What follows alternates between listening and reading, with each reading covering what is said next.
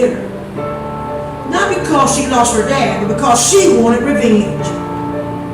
She told me how she was counterplotting on killing him herself. She also told me stories about how he used to molest her when she was young. It was so bad that she ran away from home, living in the streets. Her only survival tactics were to eat out of dumpsters. I saw tears fall while she stared off to the side of the room as she reminisced on how her father molested her. That same day, I also found out she had another daughter that died in a house fire. And supposedly, that's how I came along. I even felt bad because it wasn't for the house fire, I wouldn't have been here. I was an afterthought. It was a heartbreaking feeling. I felt jealous behind it all. From all of my mama's stories, I became depressed. My dad spent no quality time with her. Mama and my dad had issues a long time ago, and they were living in two different galaxies. Moving forward 2 years later, Mama was suffering from paranoid schizophrenia, which we did not know until later on. She had problems with grocery stores. She felt like people were following her. One day my mama was on the grocery store aisle shopping with my sister. A lady was shopping on the same aisle, and mama thought that the lady was following her, and she turned to look at the lady. She gripped the grocery cart handle. Her eyes bucked from fright. She took a deep breath and balled her hands into a fist as she focused on the lady that was shopping. The lady stared back at Mama, making eye contact. Mama's palms were sweaty, so she snatched them from the handle of the cart and rubbed them on her pants. She grabbed a can of beans from the cart and wrapped her fist around it to use it as a weapon. The lady rushed past Mama to the checkout counter. Mama tossed the can of beans back into the cart from her hand and gripped the handle of the shopping cart, shaking her head. She then rushed to the checkout lane, shoving cash into the cashier's hand, rushed the cashier for her change, and rushed out of the store. My sister asked what was going on, what was wrong, but Mama ignored her and rushed to the car. She threw the groceries in the trunk, yelling at my sister in a panic tone, telling her to get in the car. She sped off. She saw the lady in her rearview mirror and slammed on the brakes, jerking the car. The lady drove around to avoid a car accident. Mama was in pursuit. The lady arrived at her house. She got out of the car, holding grocery bags and looking to see if she recognized our car. Mama jumped out. The lady asked, "Who are you looking for?" Mama started yelling, "You know what's going on," and started arguing. The lady said, "I live here." And Mama didn't believe her. And she walked forward toward her to argue even more. Mama told her that she was lying. "You don't live here." My sister pulled and tugged on her arm, trying to get her back into the car. She spun around, getting loose. No one was there to help, so giving up wasn't an option. Mama, angry red eyes, glared at my sister. It was the look she saw many times. My sister grabbed my mama anyway, and my mama waved her fist in her face. My sister was scared, but determination kept her going. The lady stood ready to swing her bags at Mama's face. The closer Mama came, the tighter she gripped the handles, waiting on my mama to swing first. She told Mama, "Let's go," pulling and yanking on the shirt. Mama didn't realize the force that my sister had. She was back in the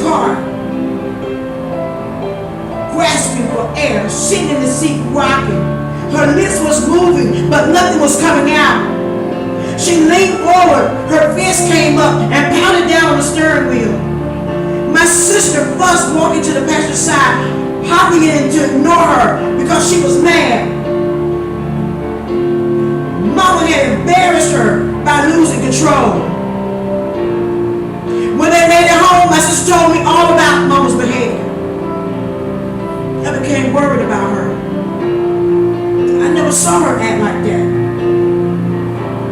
Mama started doing other strange things too.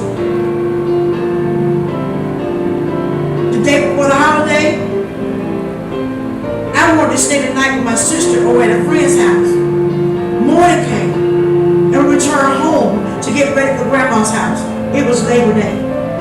Our other sister told us Mama didn't get any sleep last night. She told us that Mama was shooting a gun in the house. I was surprised to hear that. I asked her if she was shooting at our dad, and she said no, she was in the kitchen. None of this makes sense.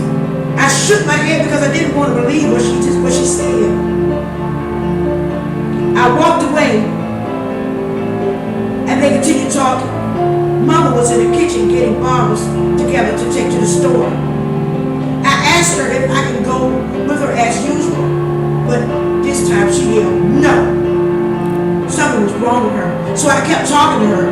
I asked her, why are you taking bottles when you have money? She yelled again, telling me, because I want to. I wondered what was wrong with my mom. She always took me with her. I thought, what makes today different from any other day? I looked around the kitchen somewhat, believing what my sister said. And Mama stood up, and I saw a bullet hole in the bottom cabinet. She tried to hide it. My sister was watching a couple arguing and fighting on the Jerry Springer show. And my dad was in the bathroom trimming his beard and mustache with loud, overpowering clippers. I walked to the bottom of the steps and called his name, grabbing his attention. He shut them off. And I told him that something was wrong with her and not to let her go to the store by herself. He shouted back, telling me she was a grown lady and she could do whatever she wanted to. All while I turned the clippers back on to finish. I stomped away. I heard the back door slam as Mama walked out.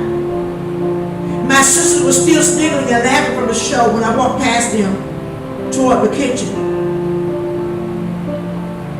I dug in the drawer and I pulled out a pressing comb. I placed it on top of the stove. I stood there for a minute or two waiting. My eyes wandered in the kitchen, remembering what she supposedly had done. Then it was confirmed to me. Again, she was shooting a gun in the house. The bullet hole was weird. Mama was right-handed, but the bullet hole was on the left-hand angle. Looking at the hole, trying to figure out and imagine what happened, I forgot about the comb on top of the stove, so I snatched it, but it was too hot to put in my hair, so I blew smoke and I walked back to the living room. I heard a car pull into the driveway and a car door slam. About a minute or two passed and no one walked into the house, which was strange. I stood looking in the mirror for several seconds thinking, something wrong. I walked back toward the kitchen to put the comb back on the stove. I made it through the dining room to the kitchen door and I heard a loud gunshot. I paused because my brain had to register where it came from because it was only a few feet away. I yelled my mama's name, throwing the comb, running past the stove to the back door. She was lying there on the back porch on her stomach. I was in shock, holding my mouth while screaming. My sister and dad ran past me, pushing out of the way to get to her. My dad fell to his knees. He rolled her over. He pushed the gun away and cuffed her in his arms. I dad cried. His eyes were bloodshot red, yelling her name and shouting, "Get help!" I stood there, feet heavy, like the world was caving in on me. I kept looking, watching her eyes roll in the back of her head, not believing what just happened. He kept yelling, asking her, "Why? Why did she do this?" But she never responded. Tears kept falling from his face onto Mama's. From rocking and hugging her, blood was all over surrounding them. One of my sisters was standing over my dad screaming and crying, and my other sister was standing behind me crying too, saying, "Come on, let's get help." Mama was dying, and I was watching her die. I couldn't move until my sister pulled on my shirt, pulling me away. We left running to get help. Since we had no house phone, our only option was to run around the corner to a friend to call 911. My mind kept flashing back to my mama's orange, blue, and white vertical striped shirt with her all blue pants. We ran the stairs and banged on the door. The door swung open, and we forced our way in, breathless, shouting, "Mama need help!" Our friend's dad and my sisters ran back around the corner to the house. I wanted to go back too, but I couldn't because I was told to stay. My friend's mom walked to the back room, and I jetted out of the front door, pushing the screen door open, flying home. Mama's face kept flashing before my eyes. I had to see her. I knew some of that was my fault. I knew it was because I should have went to the store with her, even after she told me no. I made it home. The police and the ambulance were there. I saw EMS pushing a body on a stretcher, covered up with a white sheet. I tried to run and show her, but my sister gave me back. Everyone on the block was seeing what happened. All I kept hearing was how sorry everybody was. I looked around as the crowd whimpered. I fell on the ground, screaming. It felt as if every drop of blood in my body had rushed toward my head. I heard voices in the background yelling and crying, "She gone!" Everyone was in shock. None of us never believed she was capable of taking her life. I didn't know how I was going to move on. Mama had left us with our dad, who was a stranger to us. He lived with us physically, but had his own life outside of our family. I was forced to grow up in order to take care of myself. She left me defenseless to care, think, and act like an adult, all at the age of 13. I was terrified by those bad behaviors and mood swings that my mother suffered through paranoid schizophrenia. After Mama died, my dad put up some books that she had, and they said magic on the front cover. Wow. Was my mama involved in witchcraft? He was out of his room. I snuck into the room, tiptoeing and peeping through drawers. I knew they had to have been there, so I kept looking. I went to the closet with hopes of not getting caught. I peeked my head in, and I saw a shotgun lean against the wall. Out of curiosity, I touched the hard metal on the barrel. I shook my head and snatched my hand back to focus on finding the books. I reached for the pile of clothes, lifted them. I smiled and I was relieved. I had found them. I snatched the books and rushed back to the room, closing and locking myself behind the door. I opened the book and began to read. But they were weird. None of the words made sense. I kept reading and reading until I became frustrated. The books wasn't helping. I wanted to know why my mama committed suicide. I wondered, was it the books? Was it my dad? Or was it the kids that pushed her to the limits? A few days later, I pulled those same books out, flipping through the pages. I mentally felt alone. I sit on my bed thinking, The room was quiet. I looked up at my wall, and on my wall I seen a family photo we took when I was in the 5th grade. The longer I stared, the more memories I formed. I looked at Mama in the picture as tears rolled down my face. I fell and broke down to my knees on the bedroom floor. The next moment, I was punching the floor. I was missing my mama badly and wanted to be with her again. I had a model airplane made of steel. It was somewhat heavy. I picked it up wishing I could fly away, but I was stuck living with my dad, who treated me like I didn't exist. I lifted the airplane and I smacked it against my head. The more I did it, the more force I used.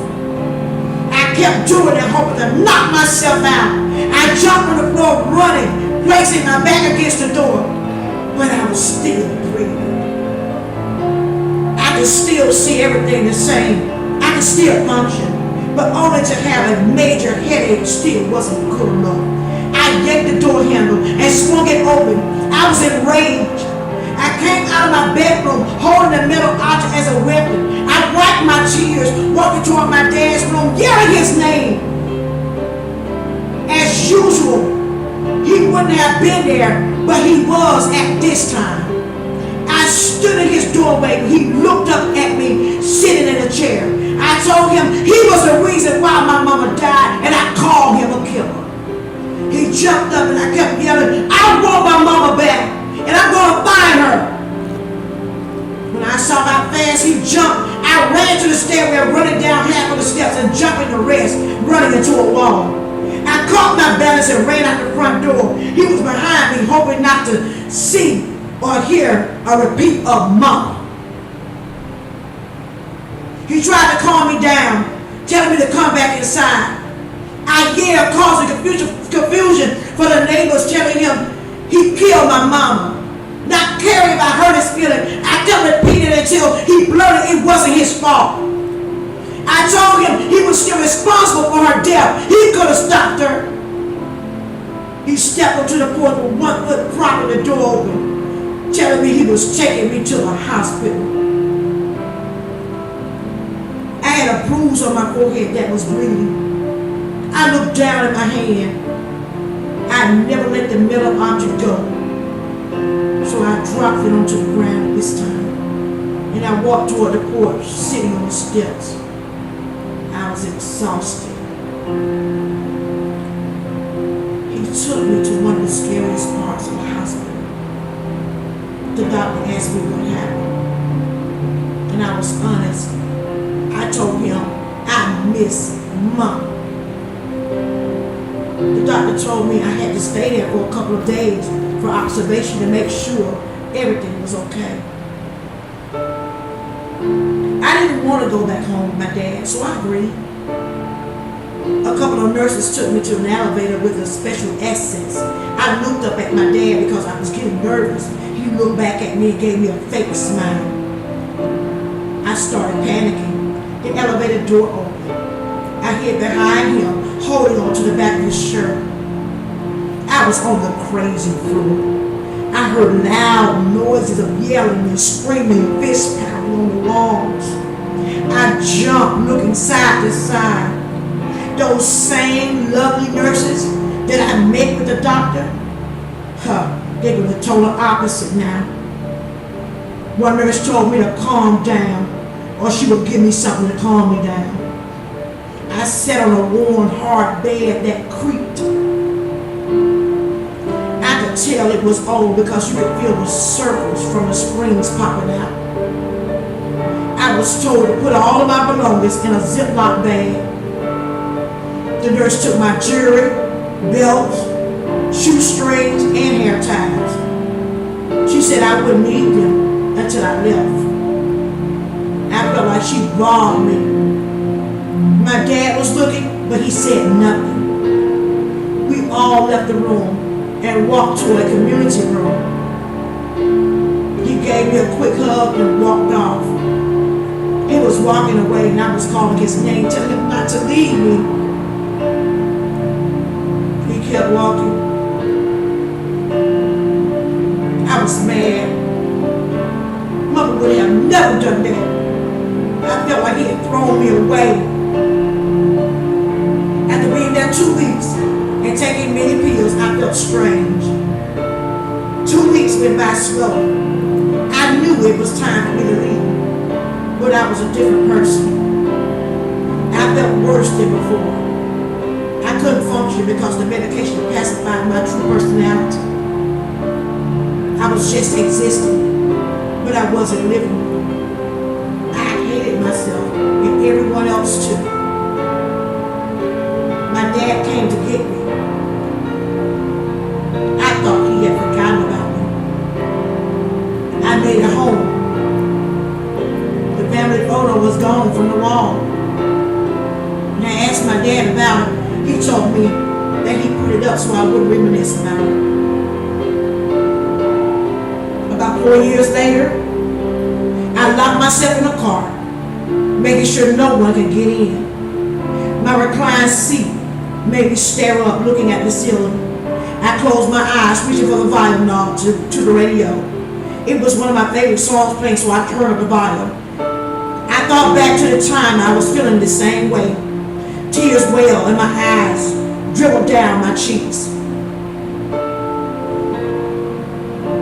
That wasn't the cry of grief, but the cry of hatred.